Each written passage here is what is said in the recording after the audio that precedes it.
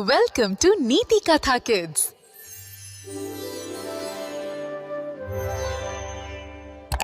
राहुलला हिवाळा अजिबात आवडत नव्हता. बाहेर सर्वत्र बर्फ पडले होते आणि त्याचे घर शांत व रिकामे वाटत होते. त्याला एकटेपणाची खूप भीती वाटत होती आणि तो खिडकीतून बाहेर पाहत राहिला. फक्त पांढरे थंडीचे जग.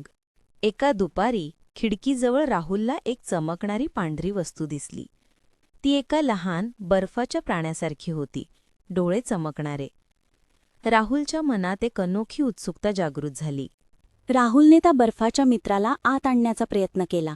त्याला वाटले की तो तिथे सुरक्षित राहील. पण उबदार खोलीत येताच तो छोटा प्राणी अस्वस्थ झाला. त्याचे शरीर थोडे वितळू लागले. राहुलच्या मनात भीतीने धस्स झाले. जसजसा वसंत ऋतू जवळ येऊ लागला तसतसे बर्फ वितळू लागली आणि राहुलच्या मनात भीती वाढली. त्याने त्या प्राण्याभोवती बर्फाचे घरटे बनवले, पण त्याला माहीत होते की तो निसर्गाला थांबवू शकत नाही. एकटेपणाची भावना पुन्हा त्याला घेरून टाकू लागली. एक दिवस सूर्य अधिक उष्ण चमकू लागला आणि बर्फाचा प्राणी अर्धपारदर्शक झाला.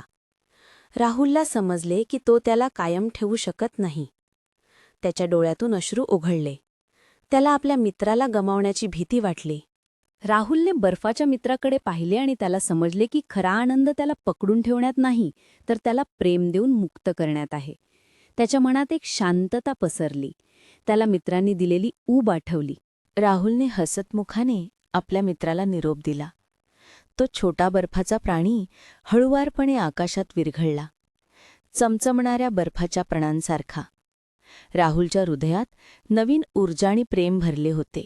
बर्फाचा मित्र गेला होता, पण राहुल आता एकटा नव्हता. त्याच्या हृदयात सहवासाची ऊब कायम होती. त्याने आता बाहेर जाऊन इतर मुलांसोबत खेळायला सुरुवात केली. सहवास हृदयाला ऊब देतो.